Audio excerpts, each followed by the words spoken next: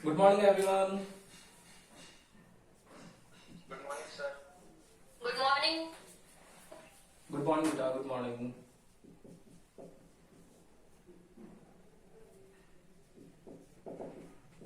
Good morning, sir. Good morning. Good morning.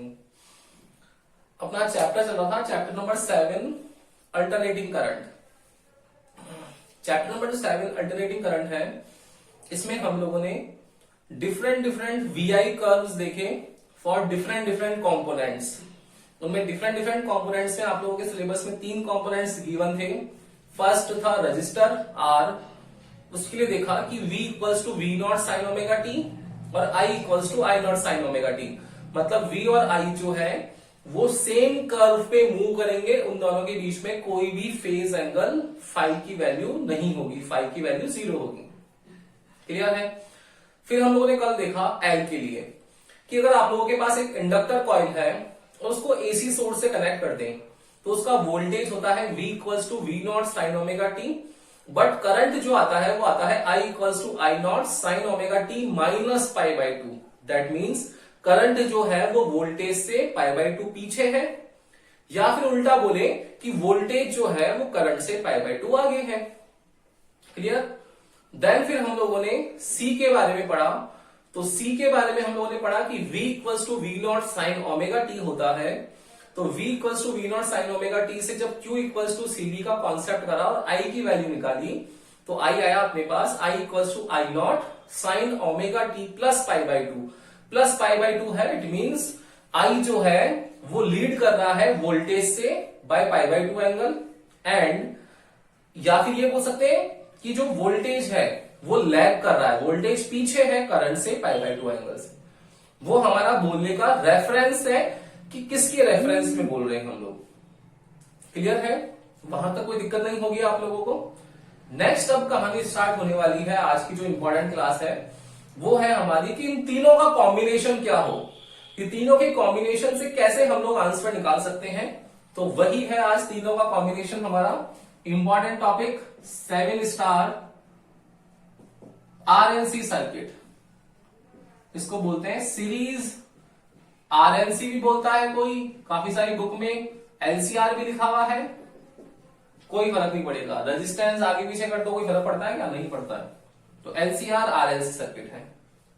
क्या होगा ध्यान से देखना कि सबसे पहले एक रजिस्टर कनेक्ट करना चाहिए, उसके साथ एक इंडक्टर कॉइल, एक कैपेसिटर कर दिया कनेक्ट। साथ में क्या लगा देना चाहिए? AC supply. ये एसी सप्लाई, ये है आर, ये है एल और ये है सी। ये एसी सप्लाई है तो क्या आएगा बेटा? V equals to V naught sine omega t. Clear है, यहां तक कोई दिक्कत ही नहीं है। अब देखना, जब ये वोल्टेज आएगा तो हम लोगों ने सीरीज कॉम्बिनेशन के बारे में पढ़ रखा है, और सीरीज कॉम्बिनेशन में हमने पढ़ा था कि करंट की वैल्यू जो है वो अगर डीसी करंट है तो सेम रहता था और वोल्टेज डिफरेंट होता था। तो यहां पर भी तो वोल्टेज डिफरेंट होगा और करंट की वैल्यू सेम रहेगी। कैसे रहेगी वो भी देखते हैं अभी। देखो, ये R है तो यहां वोल्टेज क्या होगा? VR। ये L है तो ये होगा VL। ये है C तो ये है VC। करंट चलेगा यहां से, देखो। तो फॉर R कितना करंट आएगा? देखो, सबसे पहले लिखेंगे हम लोग V के बारे में, because we know that V equals to क्या है भाई? V naught sine omega t है। इक्वेशन फर्स्ट आ गई। अब अगर हम लोग फॉर R लिखते हैं तो R के लिए क्या आएगा बेटा? I equals to I naught sine omega t. For L लिखते हैं तो I equals to I naught sine omega t minus pi by two आ जाएगा। एंड फॉर C लिखेंगे तो I equals to I naught sine omega t plus pi by two आ जाएगा। Clear है, कोई दिक्कत नहीं है यहां तक। अब देखो, यहां से जब करंट स्टार्ट होगा तो करंट इसके अंदर क्या रहने वाला है? सेम फेज में रहेगा। तो यहां पर करंट सेम है। यहां जाएगा तो करंट पाई बाई टू पीछे हो जाएगा, लेकिन आगे लगा हुआ है क्या? C। तो पाई बाई टू पीछे होगा तो ये पाई बाई टू क्या कर देगा? वापस उसको बराबर ले आएगा। तो सोचो, करंट इस पूरे सीरीज सर्किट के अंदर सेम रहा या नहीं रहा? बिल्कुल रहा। तो कॉन्सेप्ट हमारा वही है, ओवरऑल चेंज जो हो रहा है वो -π/2 और +π/2 से एक दूसरे को न्यूट्रल कर रहे हैं वो, और वो तो जीरो है ही है, ठीक है ना। तो वोल्टेज डिफरेंट, करंट की वैल्यू सेम। तो अब क्या करना चाहिए हम लोगों को, आपके माइंड में आएगा कि सर वैल्यू निकालनी चाहिए ओवरऑल, जैसे अभी तक करते हुए आ रहे हैं हम लोग। तो क्या करते हैं हम लोग, फेजर डायग्राम ड्रॉ करें। फेजर डायग्राम से कि 3 कंपोनेंट है तो तीनों का रिजल्टेंट क्या होगा, हम लोगों को एक्चुअली में फाइंड क्या करना है कि भाई तीनों की वोल्टेज है तो तीनों का रिजल्टेंट कितना आएगा कि आंसर क्या आ सके। करेगा हम, देखो इसका फेजर डायग्राम ही इंपॉर्टेंट है, उसी से सारी कैलकुलेशन होती है। फेजर डायग्राम देखना भाई, मैंने ले लिया है ये y एक्सिस है, ये मेरी x एक्सिस है, x और ये हो गया y। मैंने करंट को ले लिया है ऑन दी x एक्सिस और वोल्टेज को ले लिया है ऑन दी y एक्सिस। अब देखो अगर हम लोग r के लिए बात करें तो क्या कंक्लूजन निकल रहा है कि r के लिए v और i जो होते हैं वो सेम डायरेक्शन में होते हैं। क्यों, क्योंकि उन दोनों का जीरो एंगल नहीं होता है। मतलब अगर करंट इस तरफ जा रहा है r के लिए तो उसका वोल्टेज जो जाएगा वो भी कहां जाएगा, सेम डायरेक्शन में जाएगा। VR जो होगा voltage of register same direction में होगा, ये चीज तो हमें यही बतानी है। सेकेंड चीज L के लिए कि L जो है वो -π/2 पीछे है वोल्टेज से, तो क्या हम लोग इस L के लिए ये इक्वेशन लिख सकते हैं क्या? सब जगह देखना, मैं इस इक्वेशन को रीड्रॉ कर सकता हूं क्या कि अगर मैं इसको I = I0 sin ωt ही लिख दूं, मतलब करंट पीछे है, अब मैंने करंट को जीरो कर दिया, तो बताओ वोल्टेज आगे होगा या नहीं होगा।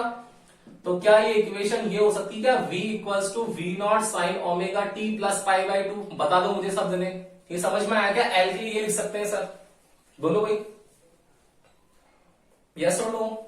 Yes, sir. लिख सकते हैं ना कि भाई करंट के लिए π/2 करंट पीछे है तो वोल्टेज π/2 आगे है, ये वोल्टेज π/2 आगे है जब करंट जीरो हो गया, क्योंकि वोल्टेज जीरो तो करंट पीछे, तो जब करंट जीरो तो वोल्टेज आगे, खत्म कहानी। अब देखो करंट जीरो पर है जीरो एक्सिस पर, तो वोल्टेज कितना है, π/2 आगे है, मतलब ये π/2 आगे हो गया क्या L के लिए, तो ये VL मैं क्या ऐसा बना सकता हूं, ये देखो +π/2, इजी है। अब C की बात करें हम लोग, तो C के लिए भी तो बना सकते हैं ना बेटा, क्या कि करंट π/2 आगे है, तो अगर मैं वोल्टेज को जीरो लिखूं तो तब π/2 आगे है। इसका मतलब अगर मैं करंट को जीरो लिख दूं, I = I0 sin ωt लिख दूं, तब वोल्टेज पीछे हो जाएगा, तो V कितना होगा, V0 sin ωt - π/2। बताओ ये भी चीज समझ में आई क्या आप लोगों को? ये लिख सकते हैं ऐसा। कल 2 स्टेटमेंट लिखे थे ना, voltage lead by I, voltage lag by I, वही तो कॉन्सेप्ट है कि यहां पर करंट लीड कर रहा है वोल्टेज से π/2 से, तो ये भी तो बोल सकते हैं कि वोल्टेज लैग कर रहा है π/2 से, लैग मतलब -π/2। क्लियर है? तो I देखो जीरो पर है तो V कहां है, -π/2 है, मतलब पीछे है, ये -π/2 है, ये क्या होगा मेरा VC होगा। क्लियर है? कोई दिक्कत इसमें नहीं है। अब आपके माइंड में चलेगा कि सर देखो VR इस तरफ आ गया, VL इस तरफ आ गया, VC यहां पर -y पर आ गया, तो रिजल्टेंट कैसे निकालेंगे? रिजल्टेंट निकालने में दिक्कत होगी, तो अब हम लोगों को लेट करना पड़ेगा, फेजर डायग्राम में लेट करना पड़ेगा। Let VL is greater than VC। आप लोगों को आगे जाके बताऊंगा कि यहां पर VC ग्रेटर देन VL भी हो सकता है, ये भी हो सकता है, कोई भी हो सकता है बड़ा, VL हो जाए चाहे VC हो जाए, लेकिन हमारा जो डायग्राम का आंसर आएगा उसमें ये स्क्वायर होंगे, तो स्क्वायर से कोई फर्क ही नहीं पड़ेगा भाई। स्क्वायर में चाहे माइनस, देखो ये ग्रेटर देन हुआ तो क्या आ जाएगा, प्लस का आंसर, लेकिन ये ग्रेटर देन हुआ तो क्या आंसर आएगा, माइनस का। लेकिन स्क्वायर रहेगा तो क्या होगा, प्लस का स्क्वायर भी प्लस ही होगा, माइनस का स्क्वायर भी प्लस ही होगा, होगा ना। तो स्क्वायर आएगा तो उससे कोई फर्क नहीं पड़ेगा, तो कोई भी एक ग्रेटर देन ले लो। मैंने ये केस ले लिया है अभी कि मेरा VL जो है वो ग्रेटर देन है VC से, तो बताओ VL ज्यादा होगा, मान लो ये 50 है, ये 10 ही है, तो कितना बच गया 40, प्लस का बचा ना तो ऊपर ही आएगा, ये देखो ऊपर आ गया, तो ये मेरा ये वैल्यू कितनी हो गई, ये वैल्यू कितनी हो गई, VL माइनस VC, बच गया VL माइनस VC। तो देखो रिजल्टेंट क्या बचा इस फेजर डायग्राम का, क्या बचा रिजल्टेंट इस फेजर डायग्राम का। अगर मैं वापस रिकंस्ट्रक्ट करूं तो यहां पर बच गया ये वाला पार्ट VL माइनस VC और ये वाला पार्ट बच गया क्या, VR।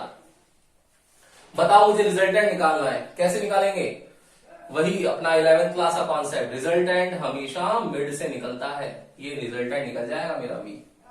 बताओ निकाल सकते हैं रिजल्टेंट इससे, यस और नो, आ गया समझ में आया भाई, क्लियर है ना। Yes. ले लो उसका एक बार स्क्रीनशॉट, फिर रिजल्टेंट की वैल्यू निकालते हैं और आगे का काम करते हैं।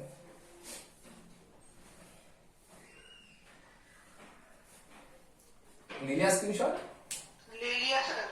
अब देखना,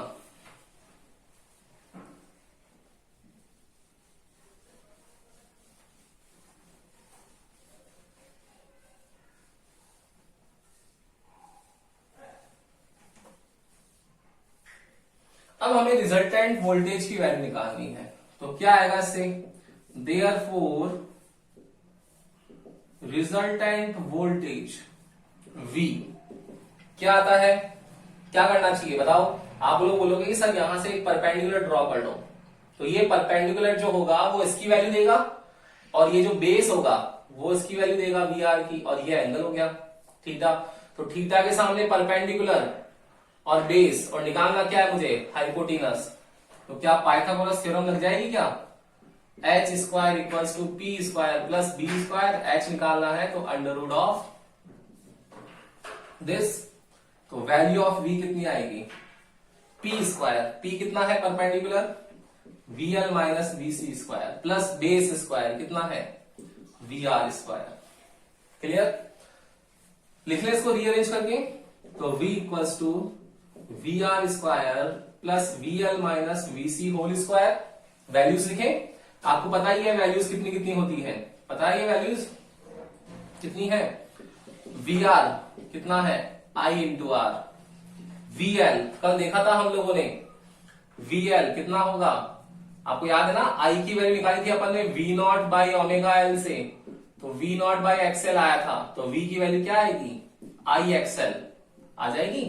सेम अगर मुझे C के लिए निकालना है तो इंडक्टिव कैपेसिटेंस आता है, ये वैल्यूज रख लें यहां पर हम लोग, तो कितना आ जाएगा, इक्वेशन फर्स्ट दे दो, तो देयरफॉर फ्रॉम इक्वेशन फर्स्ट, ये रिजल्टेंट है यहां से, ये था V, क्या आएगा, रखो values, V equals to under root VR square, VR कितना है I square R square plus VL कितना है IXL minus IXC whole square.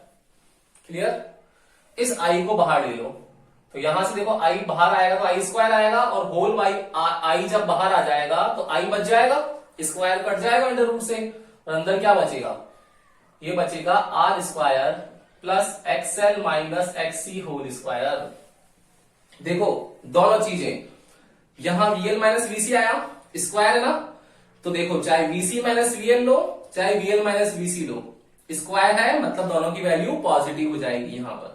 तो सेम चाहे ये फॉर्मूला अब V equals to I under root R square plus XC minus XL भी ले सकते हैं और XL माइनस XC भी ले सकते हैं, कोई फर्क नहीं पड़ेगा, क्यों, क्योंकि स्क्वायर है। तो आपका रिजल्टेंट चाहे ऊपर बने चाहे यहां बनता, भाई अगर ये ज्यादा होता तो क्या बनता, VC माइनस VL बनता, तो ये नीचे आया था रिजल्टेंट, कोई दिक्कत ही नहीं थी, लेकिन स्क्वायर है तो कोई फर्क नहीं पड़ेगा, कोई फर्क नहीं पड़ेगा आंसर में। क्लियर है ना। तो कहीं किसी बुक में XC माइनस XL भी देखो तो भी घबराने वाली चीज नहीं कि सर पहले ये लिखा हुआ है बाद में ये लिखा हुआ है, बराबर ही है सारा काम। अब देखो ध्यान से, ये R की यूनिट क्या होती है, ओम, रेजिस्टेंस है, XL क्या है, रिएक्टेंस, इसकी यूनिट भी क्या है, ओम, XC ये भी रिएक्टेंस है, कैपेसिटिव, इसकी भी यूनिट क्या है, ओम। तो ये ओवरऑल ओम ही तो हुआ है V equals to I R वाले फॉर्मूले में, तो यहां पर V इक्वल्स टू आई, और ये जो नया आया ना, इस नई चीज को डिनोट करते हैं Z से, इस Z को बोलते हैं यहां पर हियर, Z जो है वो कहलाता है क्या, इंपीडेंस, ये भी ओम में ही होता है। तो आपके पास अभी तक आप लोगों को 10th क्लास और अभी तक 12th पढ़ी थी, यहां तक आप लोगों को केवल और केवल एक ही रेजिस्टेंस याद था कि सर रजिस्टर जो है उसकी यूनिट ओम होती है। लेकिन अब रजिस्टिंग एलिमेंट आपके पास और भी आ गए हैं। क्या क्या? कि अगर आपके पास केवल रजिस्टर है तो R डिनोट करेंगे, अगर आप लोगों के पास में L है तो उसमें भी करंट फ्लो होगा, तो उसमें भी रजिस्ट करने वाला कोई एलिमेंट होगा। वो रजिस्ट करने वाला एलिमेंट होता है इंडक्टिव रिएक्टेंस। और अगर कैपेसिटर है तो उसमें होता है कैपेसिटिव रिएक्टेंस। और जब तीनों साथ आ जाते हैं तो तीनों का ओवरऑल एक रेजिस्टेंस आता है जिसको बोलते हैं इंपीडेंस। क्लियर है? तो इस इंपीडेंस की वैल्यू कितनी आ जाएगी? Z equals to under root R square plus XL minus XC का whole square. This is the value of impedance. ये देखो हम लोगों ने सीरीज LCR सर्किट में V equals to IZ value निकाली, जिसमें Z की value under R square plus XL minus XC का होल स्क्वायर है। क्लियर है? कोई यहां पर आपको किसी बुक में ऐसा लिखा हुआ दिखे तब भी नहीं घबराना है कि R square plus XC minus XL लिख देता है तो भी कोई प्रॉब्लम नहीं होगी। क्लियर है ना? तो सीरीज LCR सर्किट समझ में आया? Yes, sir. अब देखो यहां करंट में आप लोग बोलोगे कि सर L के अंदर प्लस पाई बाई टू आता है, सॉरी L में माइनस पाई बाई टू आता है, C में प्लस पाई बाई टू आता है, यहां तो कुछ भी नहीं आया। क्यों? क्योंकि वही वाली कहानी कि I तो है उसको नलीफाई कर दिया, minus pi by two plus pi by to होकर के I सेम हो गया, इसलिए यहां पर I की वैल्यू कोई भी चेंज नहीं हुई है। अदरवाइज जैसे L में और C में चेंज हुआ था वैसे ही यहां पर एक्सप्रेशन आना चाहिए था, लेकिन देखो सिंपल सा एक्सप्रेशन आया V इक्वल्स टू IZ। तो दो तीन डाउट्स होते हैं कि सर L में तो माइनस पाई बाई टू आता है, C में प्लस आता है, यहां क्यों नहीं आता? वो नलीफाई कर देता है एक दूसरे को, इसलिए ओवरऑल I सेम रहता है। तो Z आता है रिजल्टेंट, वो ये आ जाता है, इंपीडेंस बोलते हैं इसको। क्लियर? ले लो उसका स्क्रीनशॉट, फिर इसके आगे चलते हैं। ये सीरीज LCR सर्किट है। आप लोगों के पास एग्जाम में क्वेश्चन आएगा तो यही आएगा, find an expression of the impedance for the LCR circuit और RLC सर्किट। ठीक है? And also find the resonant frequency या also find the resonance condition. वो बच गया। इंपीडेंस वैसे निकाल लोगे, कुछ नहीं करना, देखो फेजर डायग्राम बनाना है, VR रिजल्टेंट लिखना है दोनों का और पाइथागोरस थ्योरम लगा करके वैल्यू निकाल लेनी है। अब बच गई बात रेजोनेंस की, वो पढ़ते हैं। ले लिया स्क्रीनशॉट्स का? चले आगे। Yes, sir. देखो तो ये तो वैल्यू थी आप लोगों की किसकी? इंपीडेंस की। अब यहां पर एक कॉन्सेप्ट ये भी आता है कि अगर एंगल निकालना पड़ गया तो एंगल की वैल्यू क्या आ जाएगी? अगर यहां पर कोई फेज एंगल की बात कर दे तो फेज एंगल क्या होगा वो भी निकाल सकते हैं हम लोग कि रिजल्टेंट। भाई हम लोग 11th क्लास से पढ़ते हुए आ रहे हैं तो क्या क्या निकालते हैं हम लोग? रिजल्टेंट का मैग्नीट्यूड एंड डायरेक्शन दोनों ही निकालते हैं। तो यहां रिजल्टेंट का हम लोगों ने सिर्फ और सिर्फ मैग्नीट्यूड निकाला V equals to IZ, direction थोड़ी निकाली है। तो डायरेक्शन के लिए लेट सपोज ये एंगल है कितना? फाई, ये मैंने ले लिया यहां पर फाई। तो ये एंगल निकालना है और जब भी एंगल निकालते हैं आपको हमेशा याद है कि सर tan थीटा लेते हैं, तो यहां फाई एंगल हो जाएगा tan फाई। कितना होगा बेटा? परपेंडिकुलर PVP HHB, तो कितना है फाई के सामने परपेंडिकुलर? ये वाली वैल्यू कितनी है? ये VL minus VC upon base. Base कितना है? VR है, ये VR वैल्यूज लिख सकते हो। एक फॉर्मूला ये हो गया इसका। तो phi equals to tan inverse VL minus VC over VR। अगर आप लोगों को रिएक्टेंस दिया हुआ हो, रेजिस्टेंस दिया हुआ हो तो और भी लिख सकते हैं इसको और चेंज करके। क्या? tan इनवर्स VL की जगह लिख सकते हैं IXL, VC की जगह IXC और VR की जगह IR। I कट जाएगा तो फाई की वैल्यू आ जाएगी tan inverse XL minus XC over R। ये आप लोगों का फाई आ जाएगा, कोई दिक्कत ही नहीं होगी यहां तक। तो सीरीज LCR सर्किट में Z की वैल्यू, फेज एंगल की वैल्यू, वहां पर V जो था वो रिजल्टेंट है, रिजल्टेंट का मैग्नीट्यूड निकाला उससे और ये रिजल्टेंट का फेज एंगल निकाल लिया। खत्म कहानी, हो गया। ले लो उसका भी स्क्रीनशॉट। डन। अब देखना नेक्स्ट कहानी स्टार्ट होती है इसी टॉपिक में अब, रेजोनेंस।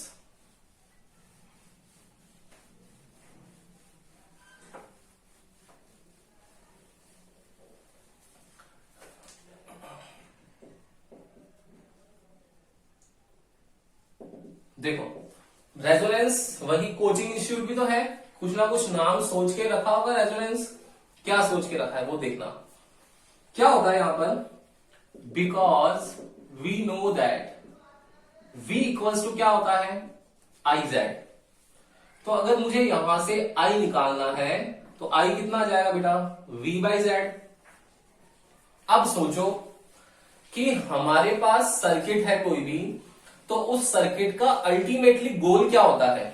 अगर आप लोगों ने सर्किट है, आपके घर में जितने भी इलेक्ट्रिक अप्लायंसेज हैं, एसी है, कूलर है, लाइट है, फ्रिज है, टीवी है, जितने भी इलेक्ट्रिक अप्लायंसेज हैं, उनके अंदर आप लोग क्या सोचते हो कि घर के अंदर इलेक्ट्रिसिटी कम यूज हो, करंट बचे तो हम लोग कंज्यूम कर पाए एनर्जी, यही होता है। तो अल्टीमेटली किसी भी सर्किट का गोल क्या होता है कि करंट की वैल्यू मैक्सिमम मिले हमें। और यहां पर अगर मुझे आई की वैल्यू जो है वो मैक्सिमम चाहिए, तो मुझे इस जेड की वैल्यू को मिनिमम करना पड़ेगा। जो रेजिस्टेंस है सर्किट के एक्स्ट्रा एलिमेंट्स है उनको कम करना पड़ेगा। अब इस जेड को एलिमिनेट कैसे कर सकते हैं, तो जेड की वैल्यू देखनी पड़ेगी। क्या होगा, बिकॉज जेड की वैल्यू क्या होती है, √r square plus XL minus XC whole square, ये जेड की वैल्यू है। अब देखना फर्स्ट केस है यहां पर, when XL is greater than XC. अब ये बड़ा हो, सोचो ये 50 है ये 40 है, तो 50 माइनस 40 10 आएगा, तो 10 का स्क्वायर 100 हो जाएगा, कुछ ना कुछ जुड़ेगा आर स्क्वायर में। तो Z equals to R square plus something कुछ भी आए, ऐड हो रहा है, तो जेड की वैल्यू देखो कम हो रही है ज्यादा हो रही है, ये तो मैक्सिमम ही हो रही है जेड की वैल्यू, दोनों फैक्टर आ रहे हैं। सेकंड केस हो गया कि when XL is less than XC, तब क्या होगा बेटा, तब भी यही कहानी सेम कि आर स्क्वायर प्लस इस बार माइनस बड़ा हो गया तो भी स्क्वायर आएगा, कुछ ना कुछ समथिंग ऐड होगा, तब भी क्या हो जाएगा, मैक्सिमम ही हो जाएगा। लेकिन थर्ड केस हो गया कि व्हेन अब की बार एक्सएल और एक्सी दोनों इक्वल हो जाए, इस बार एक्सएल और एक्सी दोनों इक्वल हो जाए। तो दोनों इक्वल हो जाएंगे तो बेटा बताओ ये दोनों कट करके क्या हो जाएंगे, 0 हो जाएंगे। तो जेड की वैल्यू क्या बचेगी, केवल और केवल आर स्क्वायर, अब साथ में कुछ भी नहीं है, अब 0 है। तो देखो तीनों केसेस में ही, तीनों केस बनेंगे इसके, तीनों केसेस में यहां पर कुछ ऐड हो रहा है, यहां भी कुछ ऐड हो रहा है, लेकिन यहां कुछ ऐड नहीं हो रहा है। तो यहां पर जेड की वैल्यू क्या बचेगी, सिर्फ और सिर्फ आर आएगी, केवल एक ही वैल्यू आई है। बताओ वैल्यू हम लोगों ने जेड की मिनिमम कर ली या नहीं कर ली, कर ली ना। Yes sir. इसके अलावा कोई ऑप्शन ही नहीं जेड की वैल्यू मिनिमम करने का। तो जेड की वैल्यू आर आ गई, वो मिनिमम कर ली, तो जेड की वैल्यू मिनिमम हो गई, दैट मीन्स मेरा करंट जो है वो मैक्सिमम हो गया। तो अगर मुझे आई मैक्स चाहिए तो मेरा V अपॉन जेड मिनिमम होना चाहिए, और ये जेड मिनिमम किसके इक्वल होना चाहिए, आर के। यही मेरा रेजोनेंस है। तो रेजोनेंस क्या होगा, अब डिफाइन बताओ, कब आया रेजोनेंस, एक्सएल और एक्ससी की कंडीशन का आया। तो लिखना क्या चाहिए हम लोगों को, to get maximum current in the circuit, the value of reactance for the inductor and capacitor should be equal, therefore the impedance of the whole circuit will be minimum.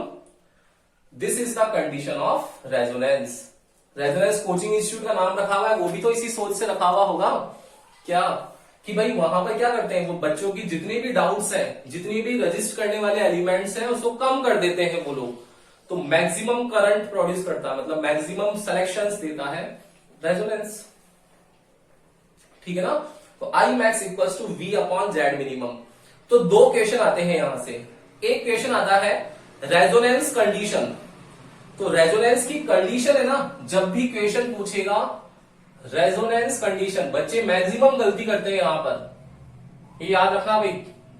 अगर वर्ड दिखता है क्वेश्चन में कि resonance condition, तब आप लोगों को ये काम करना पड़ेगा, ये वाला काम, ठीक है ना। क्वेश्चन में आएगा रेजोनेंस कंडीशन, तब आपको when XL equals to XC और इस तरीके से करना पड़ेगा। हर बार कॉपी चेकिंग में जाता हूं मैं, हर बार बच्चे यही मिस्टेक करते हैं, रेजोनेंस कंडीशन पूछते, रेजोनेंट फ्रीक्वेंसी निकाल के आते हैं। अरे वो फ्रीक्वेंसी तो अभी तक आई नहीं सिलेबस में, अभी तक तो बताया नहीं मैंने। तो रेजोनेंस कंडीशन वर्ड क्वेश्चन में आए तब ये लिखना पड़ेगा, आपको पूरा एक्सप्लेन करना पड़ेगा कि रेजोनेंस होता क्या है। तो रेजोनेंस होता है मैक्सिमम करंट, कब? जब जेड की वैल्यू मिनिमम हो जाए, ये रेजोनेंस होता है। अब बात आएगी रेजोनेंस के बाद में थर्ड नंबर पर कि रेजोनेंट कंडीशन पे रेजोनेंट फ्रीक्वेंसी क्या होती है, वो क्वेश्चन अलग आएगा। तो मतलब माइंड में डाउट मत रखना, आप लोग ध्यान रखना, सीरीज एलसीआर सर्किट, उसमें आपको फेज एंगल और इंपीडेंस की वैल्यू पूछ लेगा, वहां तक तो कोई डाउट ही नहीं है। अब जो सेकंड पार्ट होगा क्वेश्चन का, उसमें वर्ड देखना रेजोनेंस कंडीशन हो तब तो ये काम करना है, अगर वर्ड हो रेजोनेंट फ्रीक्वेंसी तो अब बता रहा हूं नेक्स्ट काम क्या करना है। ले लो उसका स्क्रीनशॉट, फिर वो करते हैं। ले लिया स्क्रीनशॉट? Yes sir. अब आएगा वर्ड इसी रेजोनेंस में कि रेजोनेंट फ्रीक्वेंसी क्या होगी, वो इंपॉर्टेंट है कि भाई रेजोनेंट फ्रीक्वेंसी की वैल्यू कैसे निकाल सकते हैं। सर यस सर, वो आप प्रैक्टिकल रिकॉर्ड का कह रहे थे ना, उसे कर। हाँ, प्रैक्टिकल रिकॉर्ड्स में कर दूंगा बेटा, बिल्कुल कर दूंगा। अभी कल परसों सीबीएसई का आया भी है एग्जाम में, न्यूज़पेपर में, टाइम्स ऑफ इंडिया में, कि सीबीएसई जो है वो एग्जाम कंडक्ट कराने के लिए कुछ ना कुछ ऐसी मतलब एक वो कर रहा है अरेंजमेंट बच्चों के लिए, ताकि बच्चे प्रैक्टिकल्स कर सकें। और बच्चों का एग्जाम पेन पेपर उसमें ही होगा, तो पेन पेपर मोड में होगा। पहले चल रहा था कि एमसीक्यूज टाइप होगा, तो बच्चे अपने लैपी पर या कंप्यूटर पर दे देंगे, लेकिन पेन पेपर मोड में होगा, पूरा जैसा एग्जाम होता है वैसा ही होगा, प्रैक्टिकल्स भी होंगे। तो उस बारे में वरीड मत होना, मैं कर देंगे आप लोगों के लिए हेल्प, ठीक है ना। Okay sir. रेजोनेंस आ गया। अब देखो, अब जो क्वेश्चन आ रहा है ना, वो आता है रेजोनेंट फ्रीक्वेंसी पर। रेजोनेंट फ्रीक्वेंसी, या डायरेक्ट लिखा हुआ आता है क्वेश्चन में, prove that F R equals to 1/2 pi under root LC. इस तरीके से भी आता है क्वेश्चन कि प्रूव दैट दिस। तो क्वेश्चन के टाइप समझना कि क्वेश्चन पूछना क्या चाह रहा है। रेजोनेंट फ्रीक्वेंसी कैसे निकालेंगे? अब रेजोनेंट है तो रेजोनेंट क्या होता है, लिखेंगे हम लोग, because we know that the resonance condition क्या होती है, एक्सएल इक्वल्स टू एक्ससी। क्या हो जाएगा, एक्सएल की वैल्यू क्या होती है, ओमेगा एल। एक्ससी की वैल्यू क्या होती है, 1/ओमेगा सी। ओमेगा कितना पढ़ा था हम लोगों ने, ओमेगा होता है 2π/t, और 1/t की वैल्यू क्या होती है, f। तो ओमेगा कितना हो जाएगा, 2πf। पुट करते हैं वैल्यूज, ओमेगा की 2πf, n equals to 1/2πf, और c मल्टीप्लाई कर दो तो कितना आ जाएगा, देखो उधर 2 2 जा 4, 4π² f square equals to 1/LC। मुझे f स्क्वायर की वैल्यू निकालनी है, तो क्या आ जाएगा, 1/4π² LC। f निकालना है तो क्या आ जाएगा, 2π² का पाई और अंडर रूट में LC चला गया। ये जो f आया है आपका, ये रेजोनेंट फ्रीक्वेंसी आया है FR। यही तो प्रूव करना था, हैंस प्रूव। ये आप लोगों का सीरीज एलसीआर सर्किट में रेजोनेंट फ्रीक्वेंसी और रेजोनेंसी कंडीशन पर क्या वैल्यू आती है वो आ गया। क्लियर है? अब आती है इसके बाद ग्राफ की। देखो ग्राफ कैसा बनेगा, ग्राफ किसका बनना चाहिए भाई, रेजोनेंट फ्रीक्वेंसी पर करंट क्या होगा अपना, बताओ, मैक्सिमम। और I equals to I0 sine omega T में मैक्सिमम क्या है, पीक है क्या, मतलब I0। तो अगर मुझे रेजोनेंट फ्रीक्वेंसी का ग्राफ ड्रॉ करना है तो करंट की वैल्यू क्या होनी चाहिए, मैक्सिमम। और करंट की वैल्यू मैक्सिमम कितनी है, I0। और I0 कहां आती है, अगर मैं यहां पर पॉजिटिव हाफ ड्रॉ कर लूं, इस तरीके से पॉजिटिव हाफ ड्रॉ कर लूं, तो देखो ये वाला मेरा जो होगा वो रेजोनेंट फ्रीक्वेंसी होगी या नहीं होगी, जहां पर मेरे को मैक्सिमम करंट मिलेगा आई नॉट, ये आई मैक्सिमम है। और इसके बाद कहीं ना कहीं पर ये वैल्यूज होगी, ये वैल्यू होगी मेरी आरएमएस, और इसके नीचे जो वैल्यू आएगी वो होगी किसकी, एवरेज। ये देखो ये वैल्यू मेरी कौन सी हो जाएगी, आई आरएमएस की। उस पर फ्रीक्वेंसी अलग आएगी, लेट सपोज ये ओमेगा 1 है, ये ओमेगा है, और ये वाली फ्रीक्वेंसी ओमेगा 2 है। देखो ये ग्राफ बन जाएगा, कितना इजीली ग्राफ बन गया फर्स्ट हाफ के लिए, ठीक है ना। तो ये ग्राफ भी हो सकता है जिसमें आई नॉट मैक्सिमम है, वो एक पर्टिकुलर फ्रीक्वेंसी भी मिल रहा है, ये ओमेगा है, यही मेरी रेजोनेंट फ्रीक्वेंसी है। इसको डिनोट कर सकते हैं एफ आर से। क्लियर है क्या, आया क्या समझ में भाई, यस और नो बताओ। Yes sir. यस इजी है ना, कर लोगे ऐसा क्वेश्चन एग्जाम में। ये 7 स्टार टॉपिक है बेटा, यहां से कंफर्म एक क्वेश्चन एग्जाम में आता है, बहुत बार आता है आप लोगों के, और बड़े क्वेश्चंस में आता है। Yes sir. तो ढंग से पढ़ना इस टॉपिक को। आरएलसी सर्किट की कंडीशन, फेज एंगल, इंपिडेंस की value, then resonance condition, then resonant frequency. Okay, अगर डाउट आता है तो देखना एक बार वीडियो पूरा, और कुछ भी प्रॉब्लम हो तो नेक्स्ट क्लास में पूछना। नेक्स्ट क्लास में पावर बचेंगे इस टॉपिक में, पावर और क्वालिटी फैक्टर। वो पावर और क्वालिटी फैक्टर करके लास्ट क्लास होगी वो इस चैप्टर की, वो कंप्लीट हो जाएगी। और फिर चैप्टर नंबर 8 बचा हुआ है हमारा ईएम वेव्स, वो करते ही चैप्टर कंप्लीट हो जाएगा। तो मोस्ट प्रोबेबली आप लोगों का वेडनेसडे थर्सडे तक ये चैप्टर आप लोगों का कंप्लीट होने वाला है, सॉरी कोर्स कंप्लीट होने वाला है, ठीक है ना। तो कोर्स कंप्लीशन हो जाएगा, फिर रिवीजन पे चलेंगे हम लोग। तो 11 चैप्टर बाकी है। हाँ, वो उसके छोटे से कॉन्सेप्ट हैं अजमत, वो फोटोइलेक्ट्रिक इफेक्ट के हैं। उसमें बड़ा जो प्रैक्टिकल था डेविसन जर्मन एक्सपेरिमेंट, वो हट गया है, डिलीटेड टॉपिक्स में है वो ना, तो नहीं है, वो करवा देंगे ऑलमोस्ट। ये मानो कि आप लोगों का हो गया है ऑलमोस्ट, करवा देंगे, कोई दिक्कत। ऐसे तो कैपेसिटर वाला ही बचा हुआ है ना, तो कोई डाउट नहीं होगा, करवा देंगे। क्लियर है ना। तो मतलब हम लोग पहुंच गए हैं किनारे पर, 90-95% हमारा कवर हो चुका है। तो पढ़ना चालू करो बेटा, मैं शुरू से ही बोल रहा हूँ आप लोगों को, थ्योरी पे फोकस करो। ये पैंडेमिक टाइम है, इसमें आप लोगों के प्रैक्टिकल्स जो हैं जैसे हमेशा हुआ करते थे वैसे नहीं हुआ हो, इस बार नहीं होंगे। तो आप लोगों को मेन फोकस अपना सारा का सारा थ्योरी पर रखना है। सारा खेल आपका 70 मार्क्स का चलेगा। प्रैक्टिकल के मार्क्स जो होंगे वो तो आप लोगों के इतने इस बार नहीं करेंगे डिपेंडेंट, हर एक स्कूल आप लोगों को मार्क्स देगी ही देगी, ठीक है ना। तो मिलते हैं नेक्स्ट क्लास में, गुड डे।